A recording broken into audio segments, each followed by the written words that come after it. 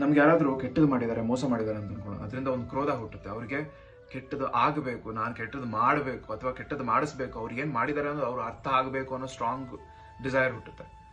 ಏನಾಗುತ್ತೆ, ಜೀವನದಲ್ಲಿ 4 ಥರ ಕರ್ಮಗಳಿವೆ: ಸಂಚಿತ ಕರ್ಮ, ಪ್ರಾರಬ್ಧ ಕರ್ಮ, ಕ್ರಿಯಾಮನ ಕರ್ಮ, ಆಗಮಿ ಕರ್ಮ ಅಂತ. ಕ್ರಿಯಾಮನ ಕರ್ಮ ಅಂತಂದ್ರೆ ನಾವು ಈಗ ಮಾಡಿರೋ ಆಕ್ಷನ್ ಇಂದ ಇವಾಗ ಏನ್ ನಡೆಯುತ್ತೆ ಅಂತ. ಆಗಮಿ ಕರ್ಮ ಅಂದ್ರೆ ನಾವು ಈಗ ತಗೊಳ್ತಿರೋ ನಿರ್ಧಾರಗಳಿಂದ ಮುಂದೆ ಏನ್ ನಡೆಯುತ್ತೆ ಅಂತ. ಒಂಥರ ಬಿಲ್ಲು ಬಾಣದಲ್ಲಿ ಬಾಣಗಳಿದ್ದ ಹಾಗೆ.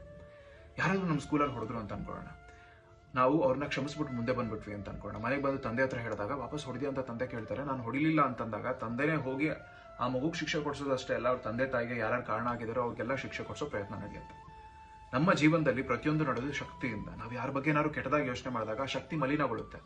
ಅದ್ರ ಬಗ್ಗೆ ಮಾತಾಡಿದಾಗ ಮತ್ತಷ್ಟು ಮಲಿನಗೊಳ್ಳುತ್ತೆ. ಅದ್ರ ಬಗ್ಗೆ ನಾವೇ ಏನಾದ್ರು ಮಾಡಕ್ ಹೋದಾಗ ಇನ್ನಷ್ಟು ಮಲಿನಗೊಳ್ಳುತ್ತೆ.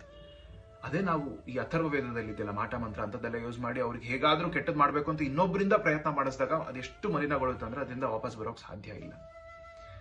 ನಾವು ಒಬ್ಬರನ್ನ ಕ್ಷಮಿಸಿ ಮುಂದಕ್ಕೆ ಹೋದ್ರೆ ಮಾತ್ರ ಬೆನ್ನ ಮೇಲಿರೋ ಮೂಟೆನ ಕೆಳಗಡೆ ಇಳಿಸಿದಾಗ ಹಾಗೆ ತುಂಬಾ ದೂರ ಹೋಗಬಹುದು. ಬೇರೆಯವ್ರಿಗೆ ಕೆಟ್ಟದ್ ಮಾಡೋದು ಹೇಗೆ ಅಂತ ಯೋಚನೆ ಮಾಡ್ತಾ ಇರ್ಬೇಕಾದ್ರೆ ಮನಸ್ಸು ನಮಗ್ ನಾವು ಒಳ್ಳೇದ್ ಮಾಡ್ಕೊಳ್ಳೋದು ಹೇಗೆ ಅಂತ ಯೋಚನೆ ಮಾಡೋಕ್ ಸಾಧ್ಯನೇ ಇಲ್ಲ. ಆದ್ರಿಂದ ನಾವು ಬೇರೆಯವ್ರ ಬಗ್ಗೆ ಸೇಡು ತೀರ್ಸ್ಕೊಳ್ತೀವಿ ಅಂತ ಯೋಚನೆ ಮಾಡೋ ಬದಲು ಅವ್ರನ್ನ ಕ್ಷಮಿಸಿ ಎಲ್ಲ ದೇವ್ರಿಗೆ ಬಿಟ್ಟು ಹೋದಾಗ ದೇವ್ರು ಅವ್ನು ನೋಡ್ಕೊಳ್ತಾನೆ.